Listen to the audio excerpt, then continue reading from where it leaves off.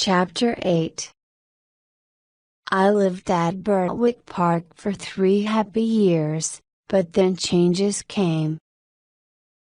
Our mistress was often ill and the doctor advised her to go and live in a warm country for 2 or 3 years. Everyone was very sorry, but the master immediately started making arrangements to leave England. John did his work silently and sadly, and Joe didn't sing any more. Then we heard that the master had sold Ginger and me to an old friend of his, Lord Grey. Mary Lex was given to the neighbor, Mr. Bloomfield, and Joe was employed to look after him. John was offered several good jobs, but he wanted to wait and look around. "I want to train young horses," he told the master. "I cannot think of anyone more suitable for that work than you, John," said the master. "If I can help you in any way, write to me."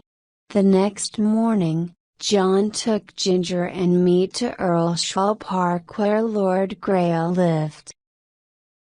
There was a very fine house and lots of stables. John asked for Mr. York, who was going to be our new driver. Mr. York was a good-looking man of about 40, with a voice that expected to be obeyed. He called a groom to take us to our boxes, then invited John to have a drink with him. We were taken to a pleasant stable and put in boxes next to one another, then we were groomed and fed. Half an hour later, John and Mr. York came to see us. Mr. York looked at us carefully. "Is there anything you want to mention about them, Mr. Manley?" he said. "I don't believe there's a better pair of horses in the country," said John, "but they're not alike. The black one has the most perfect temper I've ever known. The other was badly treated before she came to us, but has grown better tempered in the last 3 years. We've never used a bearing rein with either of them. They'll wear one here," said York. "Lady Grey follows the fashion, and if her horses are not reined up tight, she doesn't like it." "I'm sorry to hear that," said John. He came to pat each of us for the last time. I held my face close to him, which was all I could do to say goodbye. And then he was gone, and I have never seen him since. Lord Grey came to look at us the next day and seemed pleased.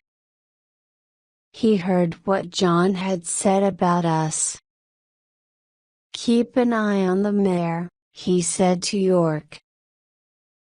"Don't make the bearing rein too tight at first, and I'll mention it to my wife." In the afternoon, we were harnessed to the carriage and Lady Grey came out and looked at us. She was a tall, proud-looking woman and did not look pleased, but she said nothing and got into the carriage. The bearing rein annoyed me but did not pull my head any higher than I was used to carrying it. I was worried about Ginger, but she seemed quite happy.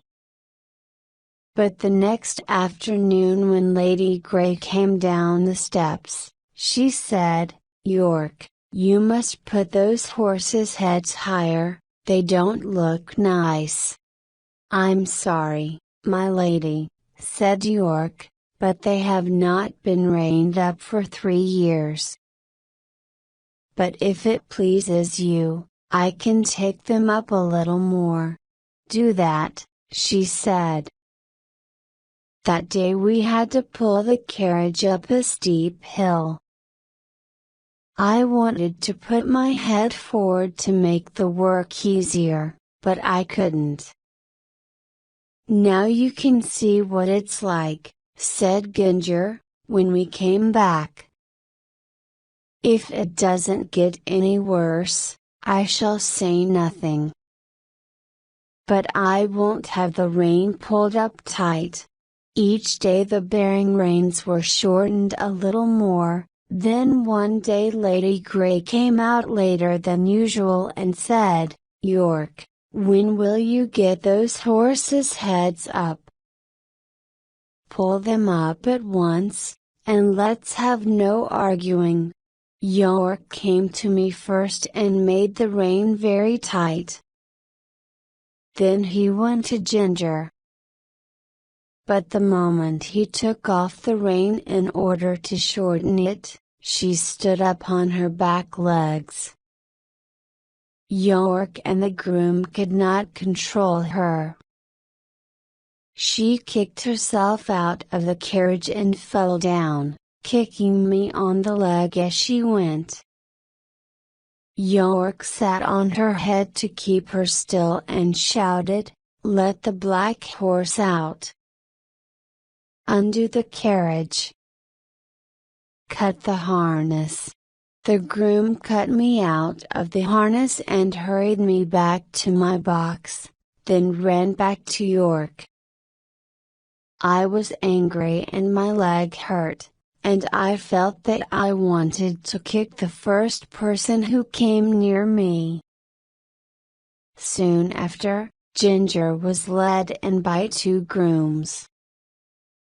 York was with her and came to look at me. I knew those bearing reins would cause trouble, he said to himself.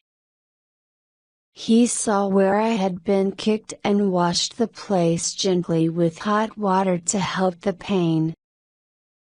Lord Grey was angry when he heard what had happened. He blamed York for taking orders from the mistress, and York said that he would take orders only from Lord Grey himself from now on. But things went on the same as before, except that Ginger was never put into the carriage again. I pulled it with a horse called Max who was used to the tight train.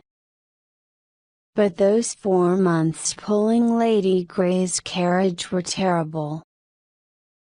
The sharp bit cut into my tongue and mouth, the rein hurt my neck and made it difficult to breathe, and I felt tired and very miserable. In the spring, Lord Grey and some of his family went up to London and took York with them. 2 daughters remained at the Hall. Lady Harriet never went out in the carriage, and Lady Anne preferred riding on horseback with her brother or cousins. She chose me for her horse and I enjoyed these rides, sometimes with Ginger, sometimes with Lizzie, a horse liked by the young gentleman. There was a gentleman called Blantyre staying at the Hall, who always rode Lizzie and was so pleased with her that Lady Anne wanted to try her. "I don't advise it," said Blantyre. "She's too easily frightened for a lady to ride." "My dear cousin," said Lady Anne, laughing, "I've been riding horses since I was a baby and have followed the hounds many times. Now, help me up." So Blantyre helped her into the saddle, then climbed on me. Just as we were moving off, Lady Harriet asked for a message to be taken to Dr. Ashley in the village. The village was about 2 kilometers away, and the doctor's house was the last one in it. Blantyre got off to open the gate for Lady Anne, but she said, "I'll wait here for you." He went off and we waited.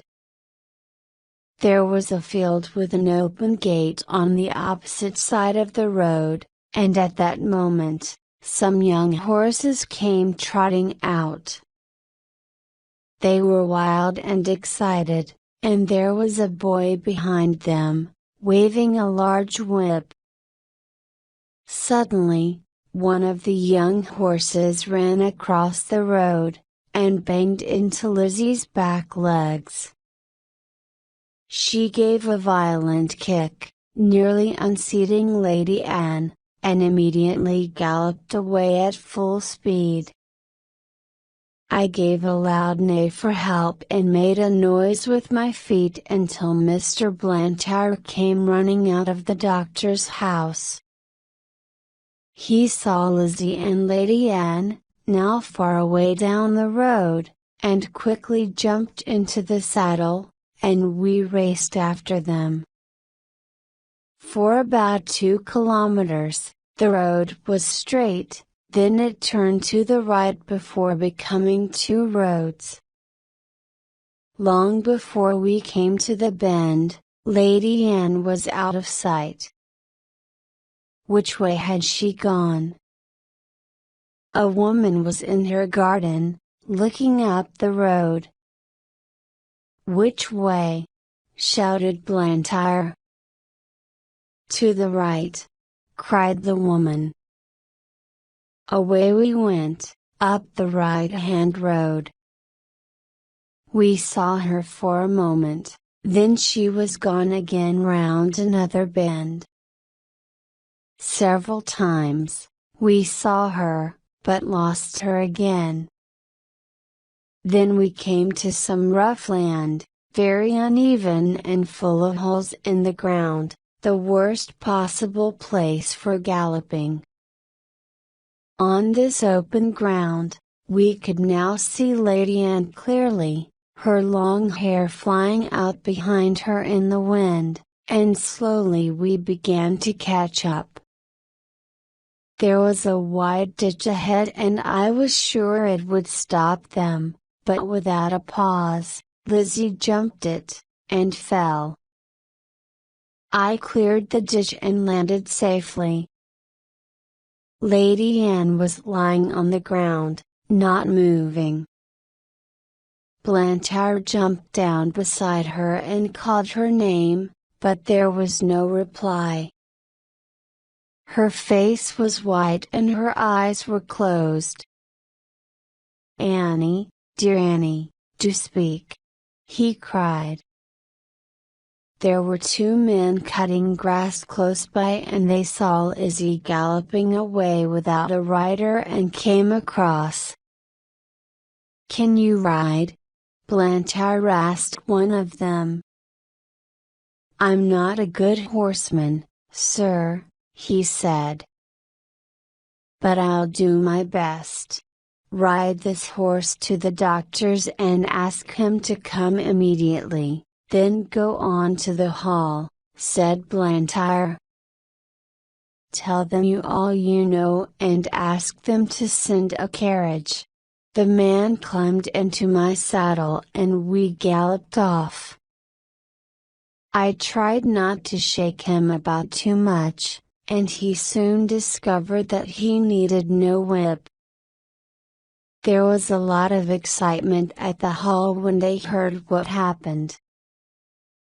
I was put into my box, the saddle and bridle were taken off and a cloth was thrown over me. 2 days later, Blantyre came and patted me. "You did well," he said. "I'm sure you knew Annie was in danger. She must try only you from now on." From this, I knew that my young mistress was out of danger and would soon be able to ride again. Chapter 9. A man called Reuben Smith looked after us while York was in London. He was gentle and clever with horses, and an excellent driver. But he had one fault: he sometimes drank too much. For weeks or months, he was all right, but then without warning he would begin to drink heavily and behave badly. But he was a useful man, so York had kept quiet about Smith's drinking, saying nothing to Lord Grey. Then one night Smith drove some ladies and gentlemen home from a party and was so drunk that he could not hold the reins. York could not hide this, and Lord Grey told Smith to leave. However, some time later, York spoke again to Lord Grey, who was very kind-hearted, and he took Reuben Smith back. Smith promised never to get drunk again and kept his promise, and because of this, he was told to look after the stables while York was away. One day the carriage needed some repairs, so it was arranged that Smith would take it to town, leave it at the carriage maker's, and then ride me back again. Mr. Blantyre wanted to go to the station, so he went with us. At the station, Mr. Blantyre gave Smith some money and said, "Take care of Lady Anne, Reuben, and don't let anyone else except her ride Black Beauty." We left the carriage at the maker's, and Smith rode me to the White Lion Hotel. He told the stableman to give me some food and have me ready for 4 o'clock. One of my front shoes was loose, but the stableman did not see it until 4 o'clock. Smith came back at 5 and said he would now leave at 6 because he'd met some old friends. The stableman told him about the loose shoe. "It'll be all right until we get home," said Smith. He finally came back at 9 o'clock, shouting loudly and in a very bad temper. We left, and almost immediately, he began to gallop, often giving me sharp cuts with the whip, although I was going at full speed. Before we were out of the town my shoe came off, but Smith was too drunk to notice. It was very dark, and on the rough road at that speed, my foot was soon cut and bleeding from the sharp stones. I could not go on, the pain was too great, and I fell violently on both my knees. Smith was thrown off. He tried to get up but couldn't, then he lay still. I could do nothing but wait. It was nearly midnight when I heard a horse's feet and the wheels of a carriage. I neighed loudly, and was very happy to hear an answering neigh from Ginger, and men's voices. Then the carriage came out of the darkness and stopped.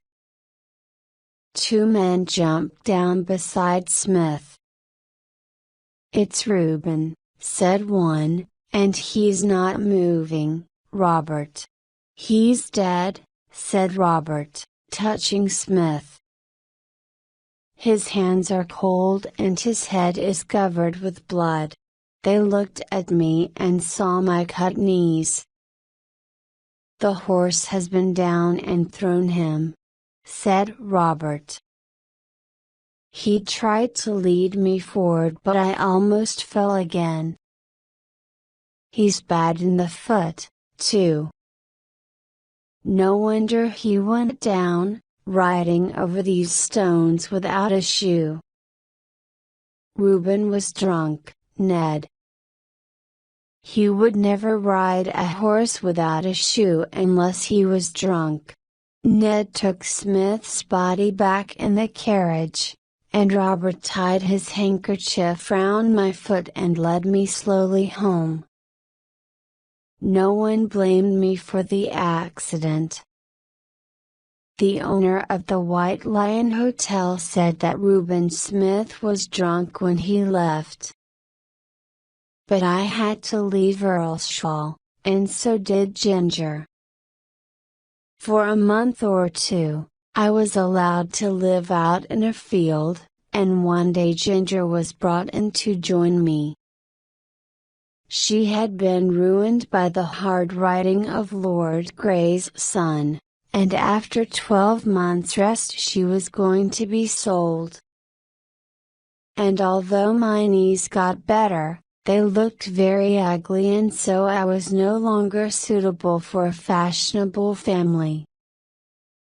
It was very pleasant being in the field with Ginger, but one day Robert came in and took me away. We were both very sad to say goodbye to each other, Ginger and I. I was sold to a man in Bath who kept many horses and different kinds of carriages for hire. I was a job horse and all kinds of people hired me.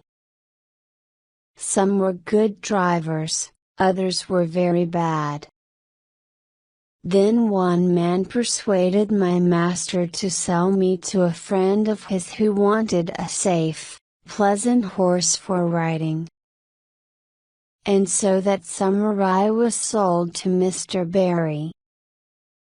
Mr. Barry knew very little about horses, but he hired a comfortable stable for me, and a man called Filcher to look after me.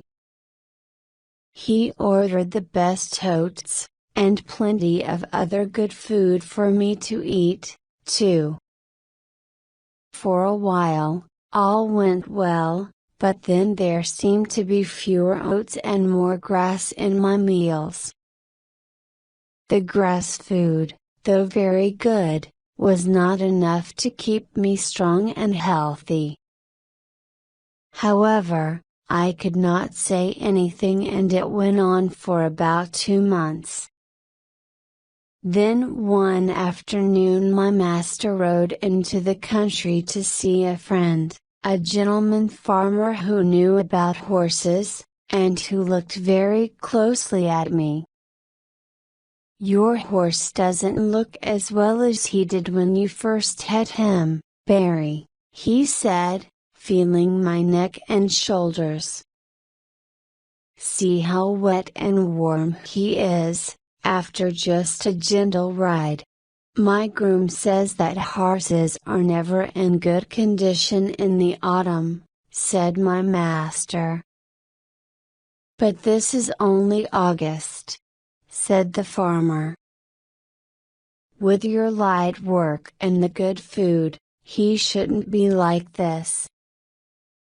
I don't know who eats your oats, my friend," he went on, "but I doubt that your horse gets any of them. I advise you to watch your groom more closely." Oh, how I wanted to speak!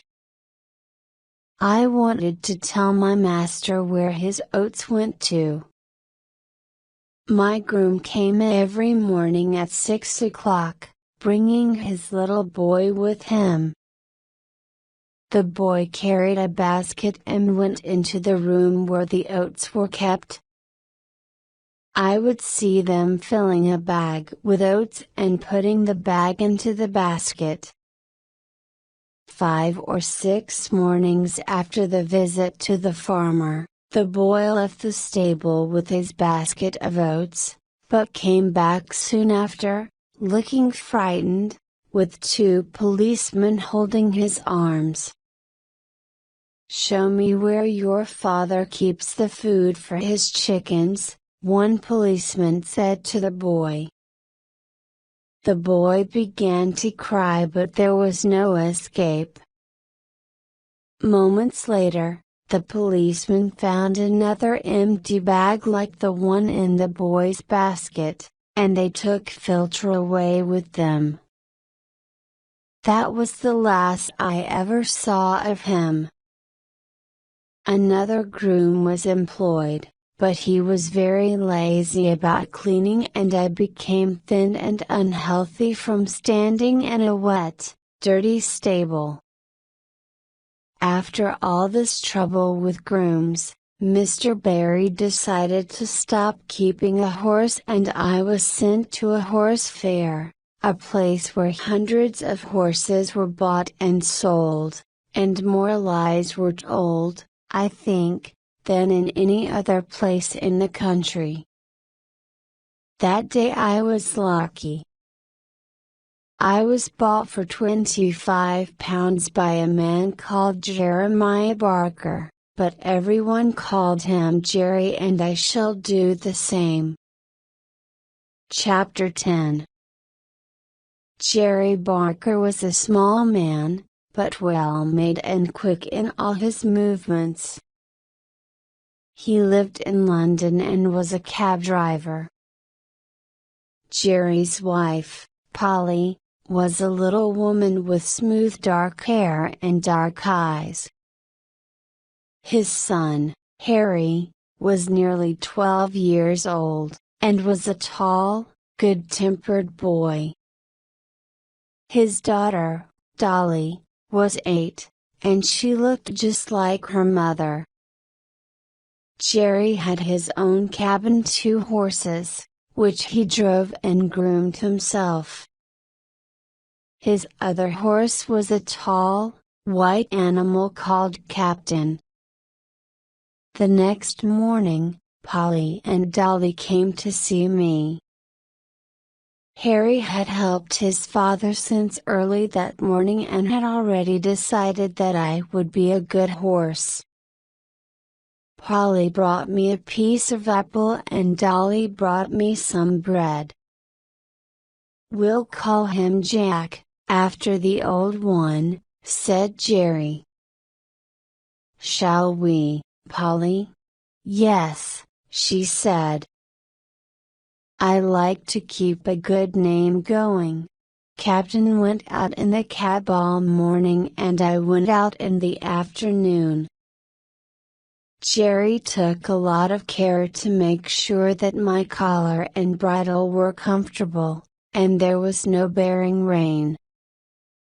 We went to the cab stand where the other cabs were waiting for passengers, and took our place at the back of the last cab. Several of the other drivers came to look at me. "Too handsome," said one. "You'll find something wrong with him one morning." Then a man in a gray coat and gray hat came up. His name was Grant, and he looked a happy, sensible kind of man. He had been longer on the cab stand than any of the other men, so they let him through to have a look at me, and waited for his opinion. He looked me all over very carefully, then said, "He's the right kind for you, Jerry. I don't care what you paid for him, he'll be worth it." My first week as a cab horse was very hard. I was not used to London, the noise, the hurry, the crowds of horses, carts and carriages. But Jerry was a good driver and soon discovered that I was willing to work and do my best. He never used the whip on me, and we soon understood each other as well as a horse and man can do. Jerry kept his horses clean and gave us plenty of food and fresh water, and on Sundays, we rested. I never knew a better man than my new master. He was kind and good-tempered, like John Manley. Harry was clever at stable work and always wanted to do what he could. Polly and Dolly came in the morning to brush out the cab, and to wash the glass, while Jerry gave Captain and me a grooming. There was a lot of laughing and fun between them, which all helped to keep Captain and me happy. The family came early in the morning because Jerry did not like lateness. It always made him angry when people wanted him to drive hard because of their own lateness. One day, two wild-looking young men called to him. "Cabby, hurry up, we're late for our train at Victoria. Get us there in time for the 1 o'clock train and we'll pay you double. I will take you at the usual speed, gentlemen," said Jerry. Extra money doesn't pay for extra speed. Larry's cab was standing next to ours. He opened the door and said, "I'm your man, gentlemen. My horse will get you there all right." And as he shut them in, with a smile at Jerry, he said, "He always refuses to go faster than a trot." Then, whipping his horse hard, he went off as fast as he could. Jerry patted me on the neck. "Extra money won't pay for that kind of thing, will it, Jack?" he said. Although he was against hard driving to please careless people, he always went at a fair speed and was not against going faster if there was a good reason. I remember one morning we were on the stand waiting for a passenger when a young man carrying a large suitcase went by. He stepped on a piece of apple, which lay in the road, and fell down heavily. Jerry ran across the road and helped him up, then took him into a shop to sit him down. Sometime later, the young man, looking white and ill, came out again and called Jerry, so we went across the road. "Can you take me to the Southeastern Railway?" he said. "My fall has made me late, and it's very important that I don't miss the 12 o'clock train." "I'll pay you extra if you can get me there in time." "We'll do our best, sir," said Jerry, and helped him into the cab. It was always difficult to drive fast in the city in the middle of the day, when the streets were full of traffic, but Jerry and I were used to it, and no one was faster at getting through the carriages and carts, all moving at different speeds, going this way and that way. In and out we went, as fast as a horse can do it. And we got to the station just as the big clock showed 8 minutes to 12. "We're in time," said the young man, happily.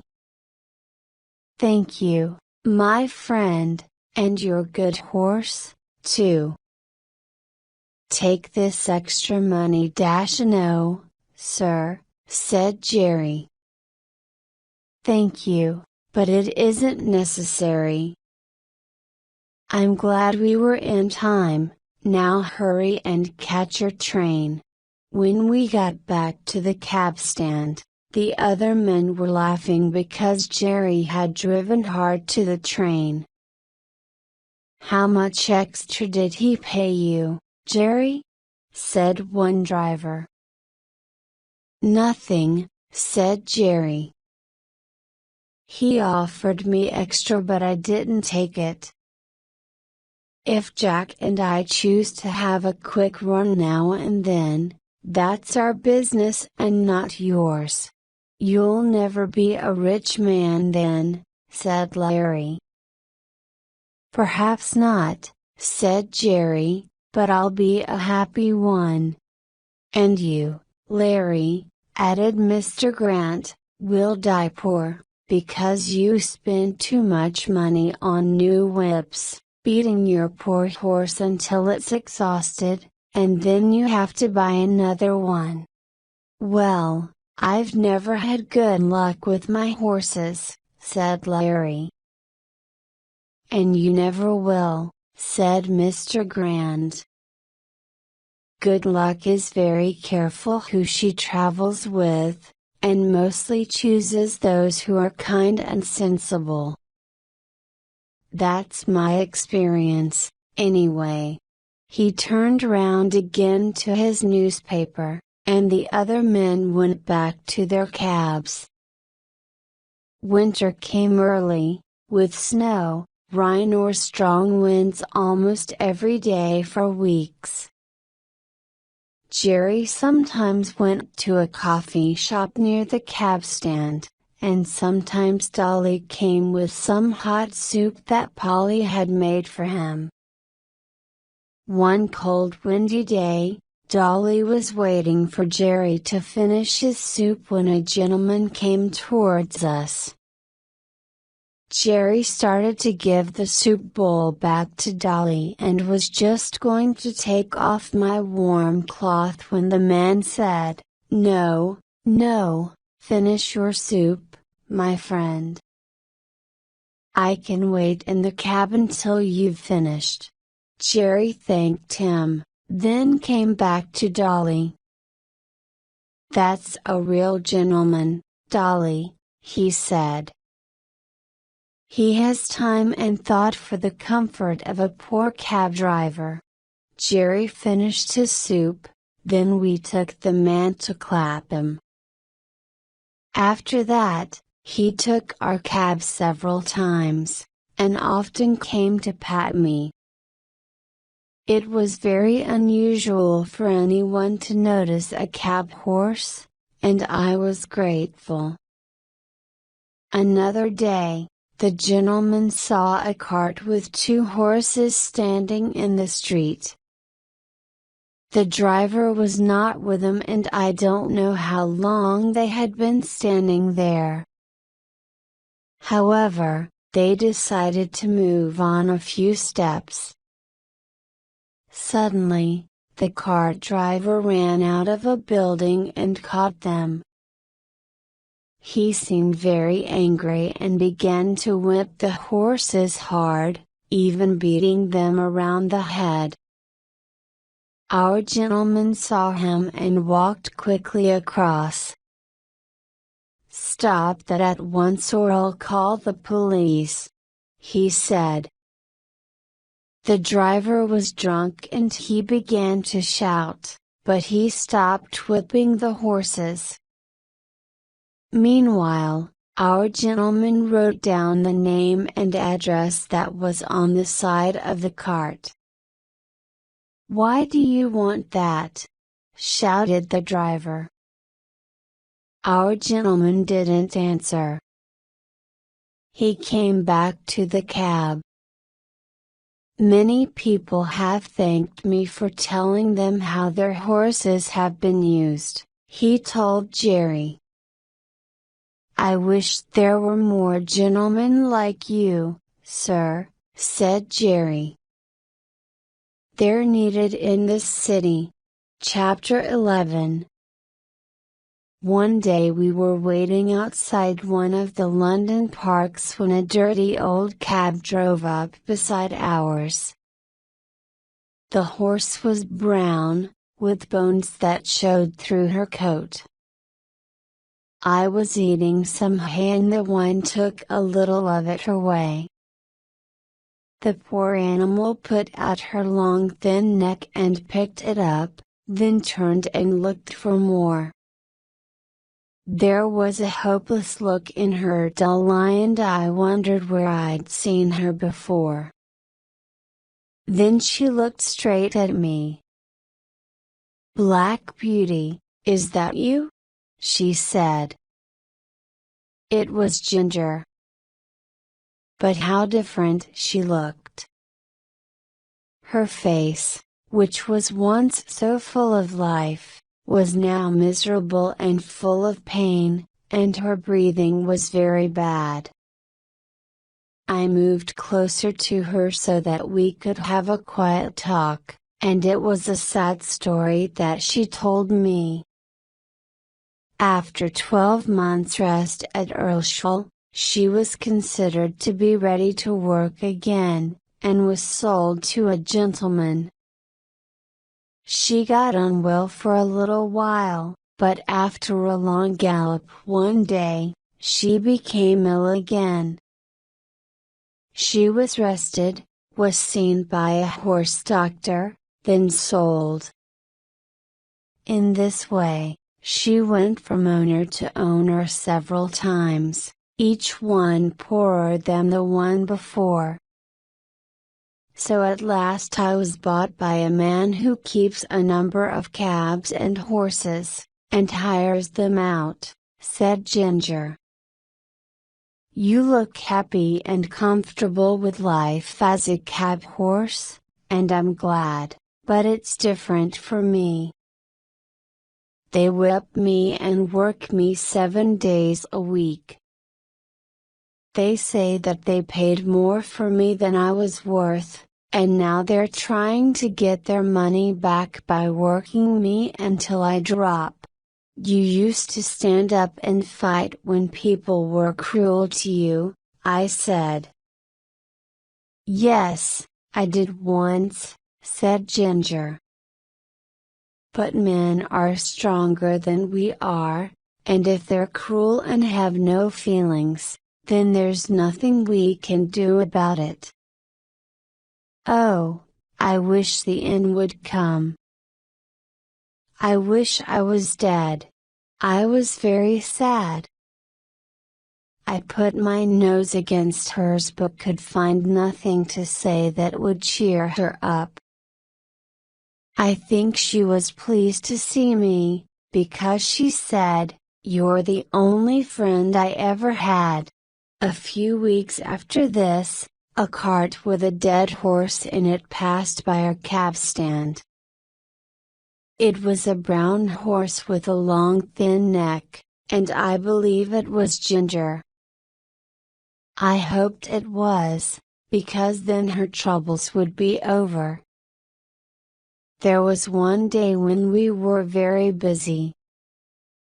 First, a fat gentleman with a large bag wanted to go to Bishopsgate Station, then we were called by a lady who wanted to be taken to Regent's Park, then a man jumped into the cab and called out, "Bow Street Police Station, quick!"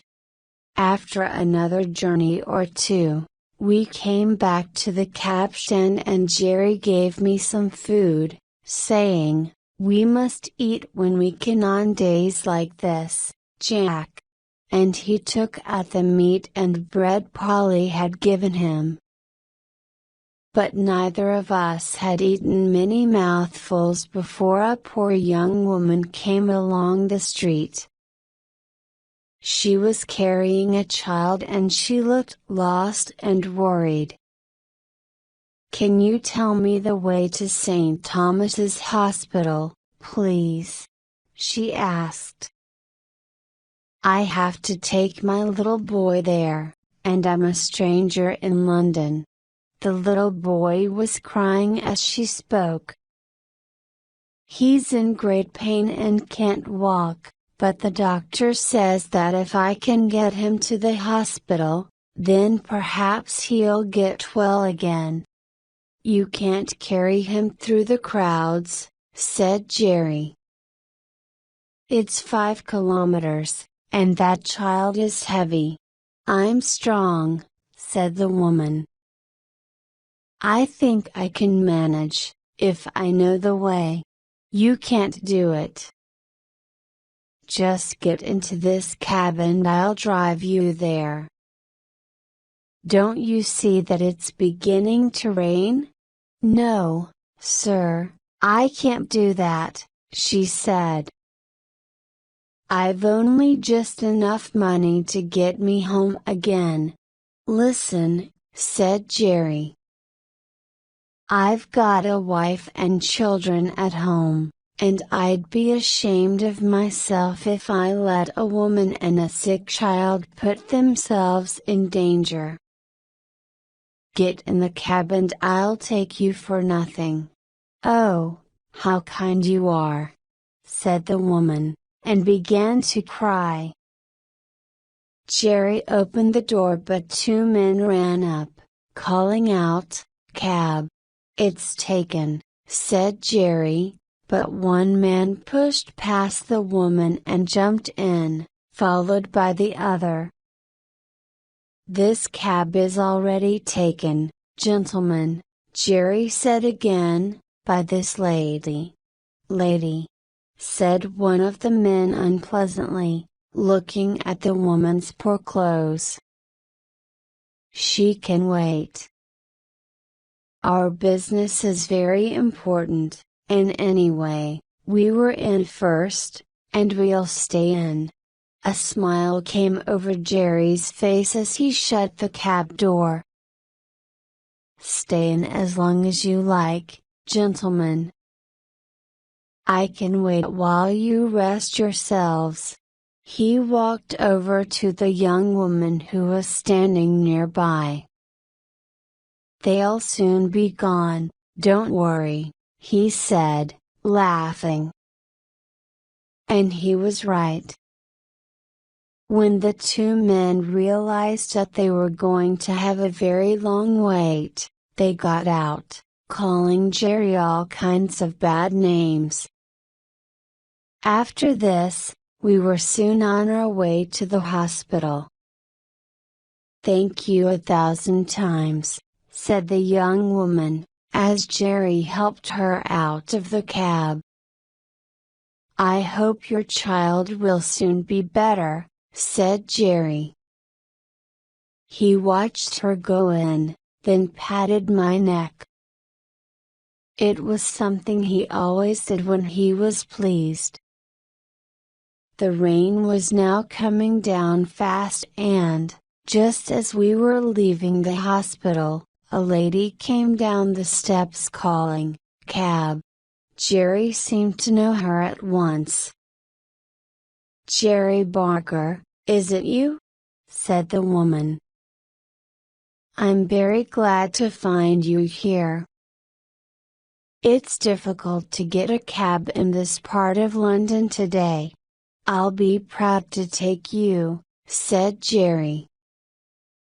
"Where do you want to go?" "Paddington Station," said the woman. We got to the station and went in under cover. The lady stood beside the cab talking to Jerry for some time, and I discovered that she was once Polly's mistress.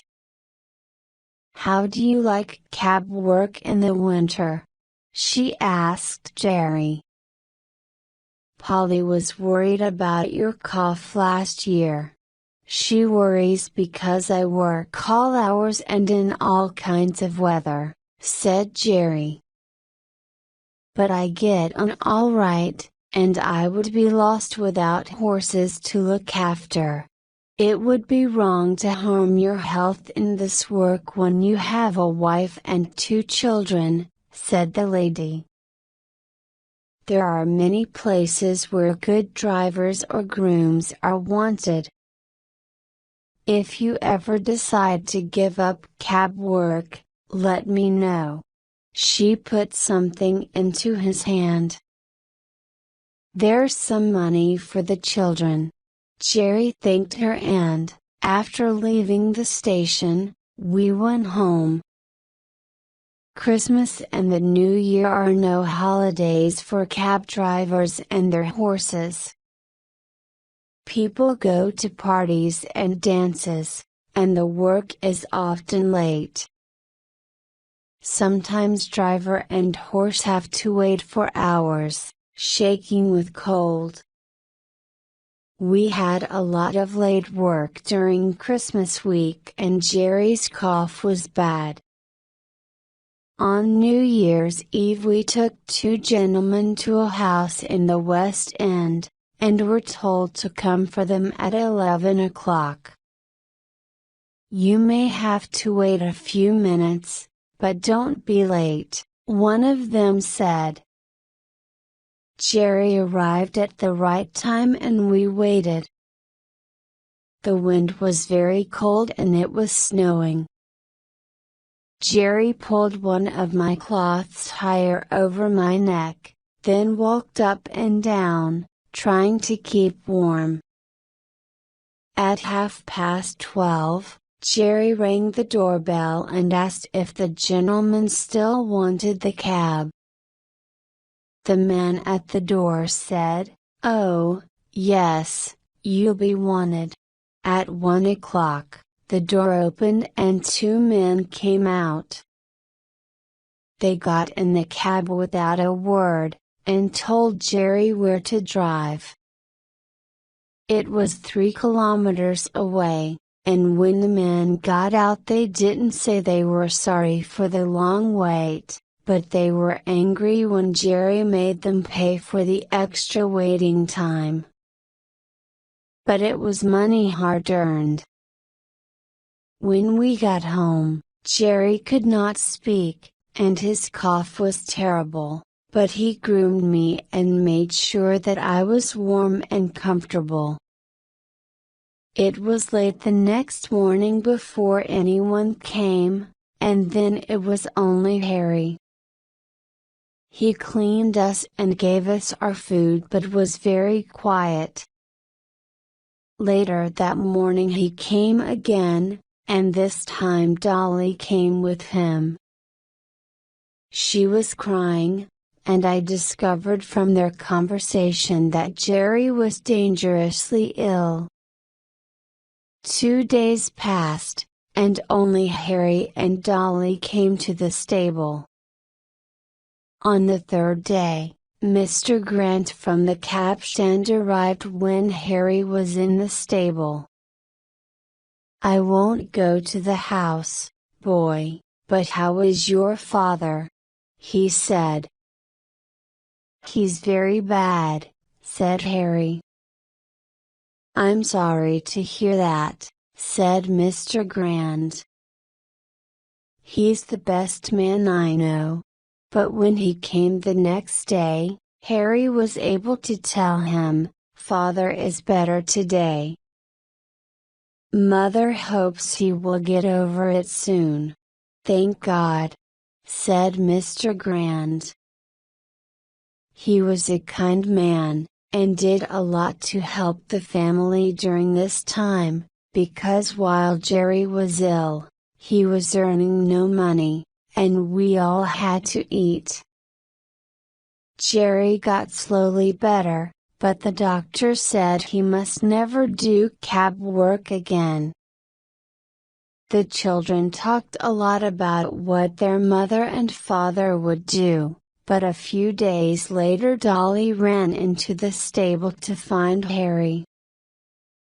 "There's a letter from Mrs. Fowler, Mother's old mistress," said Dolly. "She wants Father to be her carriage driver, and we're going to live in a cottage in the country, with chickens, and apple trees, and everything." This was bad news for me. I was not young now, and could not hope for a better master than Jerry, although Mr. Grant promised to find a comfortable place for me. I never saw Jerry again and was very sorry to leave. Chapter 12. I was sold to a baker who Jerry knew, but the baker's cart driver was a man called Jakes, who drove with the bearing rein up. This made it difficult for me to pull a heavy cart, and I found the work very hard. One day, After 3 or 4 months of this, I was pulling the cart, which was much heavier than usual, up a steep hill. I had to stop several times to rest, which didn't please Jakes.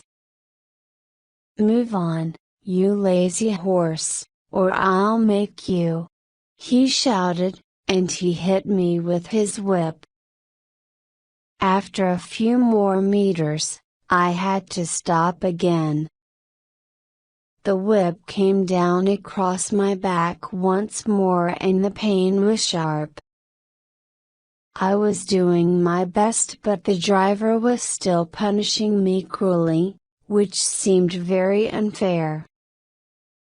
Jakes was whipping me a third time when a woman hurried over and said, "Oh, please don't whip your horse like that.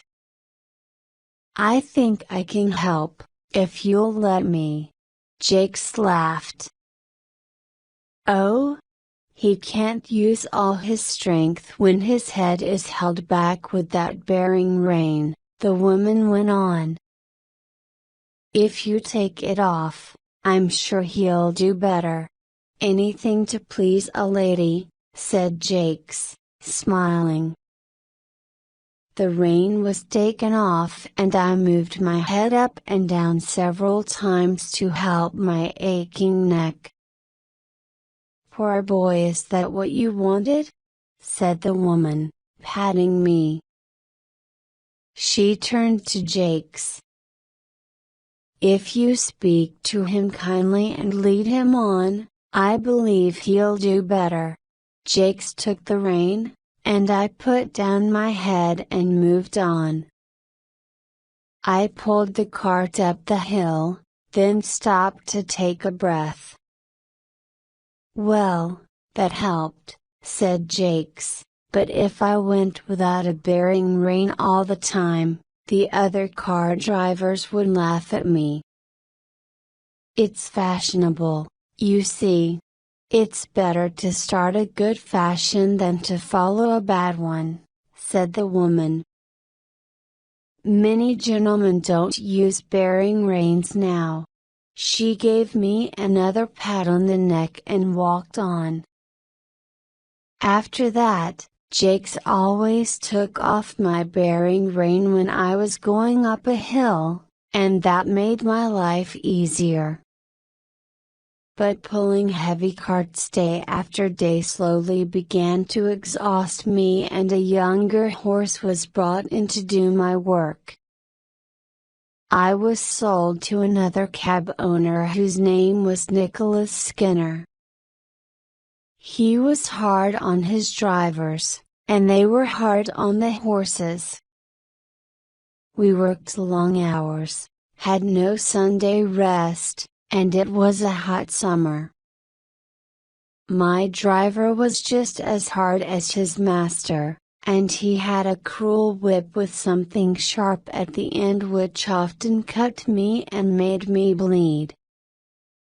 It was a terrible life, and sometimes, like poor Ginger, I wished I was dead. One day I nearly got my wish. We were at the railway station when a family of 4 people hired us. There was a noisy man with a lady, a little boy, a young girl, and a lot of heavy luggage. "Father," said the young girl, "this poor horse can't take us and all our luggage. He's too tired." "Oh, he's all right, miss," said my driver.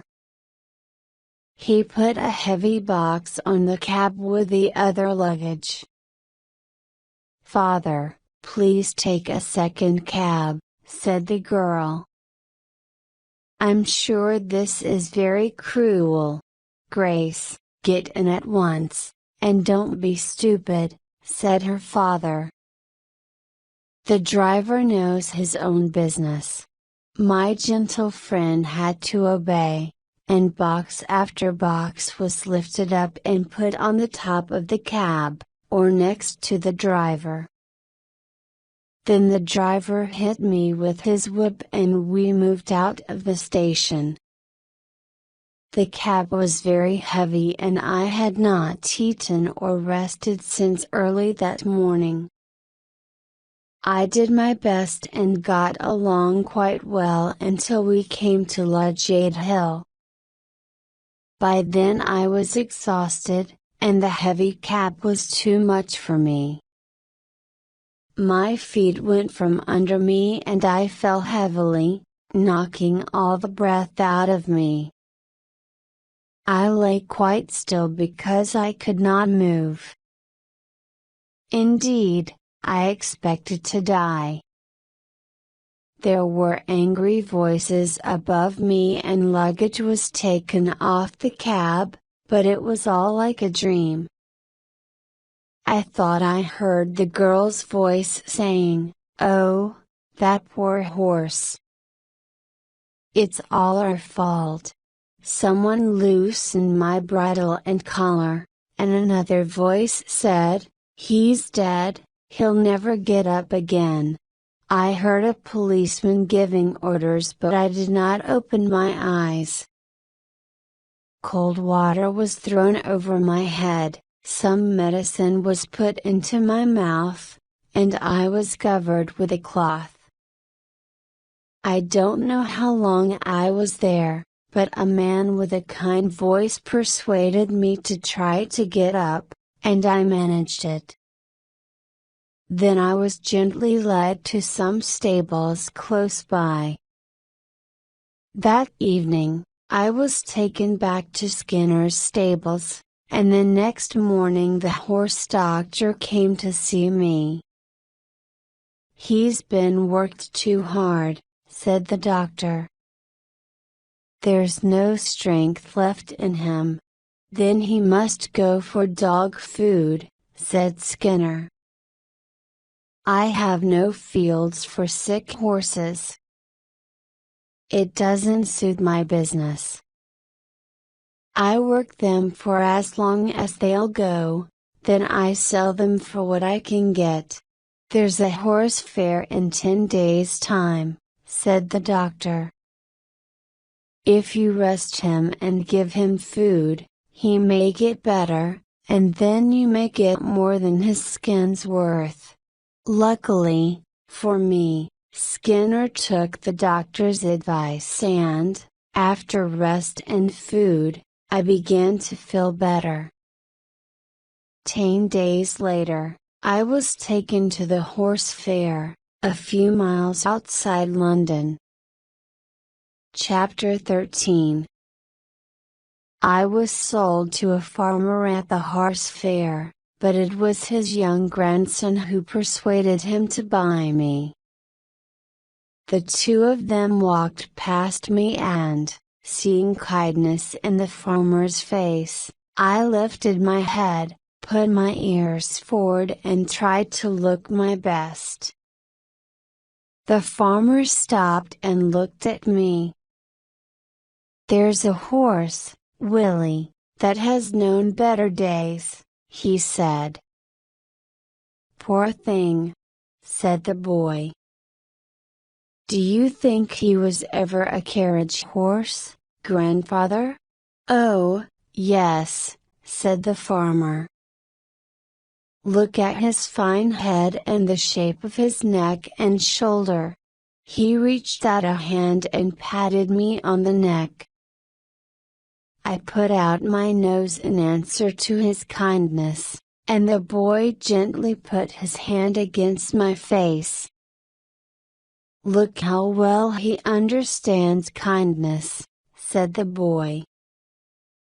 "Won't you buy him, and make him young and strong again?" The man who was selling me said, "The boy can recognize a good horse, sir. This one isn't old, just tired and thin from too much work. In 6 months, he'll be fine." £5 changed hands and, soon after, I was taken to my new home. the farmer gave orders for me to have hay and oats every night and morning, and I was let out into a large field in the daytime. Willie, the young boy, was responsible for me, and he came to see me every day, bringing carrots or apples. During that winter, the rest, the good food, the soft grass and gentle running and trotting all helped to make me feel quite young again. When the spring came, the farmer tried me with a carriage, and I did the work quite easily. "He's growing young, Willie," he said. "We'll give him some gentle work and look for a good home for him." One day during this summer, the groom cleaned and dressed me with special care, and Willie seemed half worried and half excited as he got into the carriage with his grandfather. "I hope the ladies like him," said the farmer. A kilometer or two beyond the village, we came to a pretty house, and Willie went to knock on the door. He asked if Miss Bloomfield and Miss Ellen were at home. They were, and Willie stayed with me while the farmer went into the house. He came back about 10 minutes later with 3 ladies. They seemed to like me, but one of them, worried by my knees, wondered if I was safe. "It's true his knees were broken once," said the farmer, "but we don't know why he fell. It was probably a careless driver and not the horse's fault at all. He seems very safe to me. If you like him, you can try him for a few weeks," he went on. "Then your driver will see what he thinks of him." One of the 3 ladies, a tall, white-faced lady, who held the arm of a younger woman, said, "You have always given us good advice about our horses, so we accept your offer to try him." The next morning, a young man came for me. He looked pleased until he saw my knees, then he said, "I'm surprised you suggested this horse to my ladies. You're only taking him to try him," said the farmer. "If he's not as safe as any horse you ever drove, send him back, young man." I was taken to a comfortable stable, given some food, then left to myself. The next day, the groom was cleaning my face when he said, "That's just like the star that Black Beauty had on his forehead. I wonder where he is now." He looked more closely at me. White star on the forehead, one white foot, and a little white place on his back. It must be Black Beauty. "Beauty. Do you know me? I'm little Joe Green, who almost killed you." And he began patting me all over my back. I could not say I remembered him, as he was now a fine young man with a black mustache and a deep voice. But I was sure he knew me, and that he was Joe Green, and I was very glad. I put my nose up to him and tried to say that we were friends. I never saw a man so pleased. That afternoon, I was harnessed to a carriage for Miss Ellen to try me. Joe Green went with her and told her that he was sure I was Mr. Gordon's old Black Beauty. "I shall write to Mrs. Gordon and tell her that her favorite horse has come to us," said Miss Ellen. how pleased she will be. I have now lived in this happy place a whole year. Joe is the best and kindest of grooms. My work is easy and pleasant, and I feel my strength coming back again. The ladies have promised that they will never sell me, and so I have nothing to fear, and here my story ends. My troubles are all over, and I am at home, and often, before I am quite awake, I dream I am still in the field at Birtwick, standing with my old friends under the apple trees,